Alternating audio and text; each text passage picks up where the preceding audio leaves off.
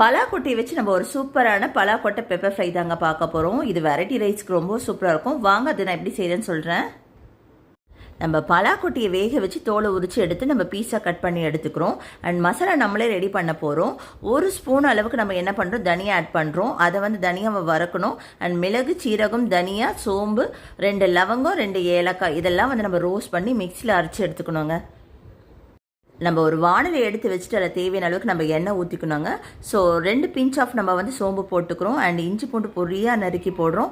And கூடவே வெங்காயம், பச்சை மிளகாய், கருவேப்பிலை இதெல்லாம் போட்டு நம்ம வந்து ஃப்ரை பண்ணணும். அண்ட் ஃபைனலில் நம்ம வேக வச்ச பலாக்கொட்டையை நம்ம வந்து போட்டு அதுவும் கிண்டணுங்க. கொஞ்சம் லோ ஃப்ளேம்லேயே கிண்டணும். தேவையான அளவுக்கு உப்பு ஆட் பண்ணிக்கணுங்க. ஸோ இந்த ஸ்டேஜில் வந்து நம்ம மசாலா வந்து கொட்டி கிண்டும் போது ஃப்ளேவர் வைஸ் சூப்பராக இருக்கும். இப்போ நம்மளோட jackfruit seed pepper fry ready ஆகிடுச்சு. கட்டாயம் இந்த ரெசிபி உங்களுக்கு பிடிக்கும். மறக்காமல் லைக் பண்ணுங்கள், ஷேர் பண்ணுங்கள் அண்ட் சப்ஸ்கிரைப் பண்ணுங்கள். தேங்க்ஸ் ஃபார் வாட்சிங்.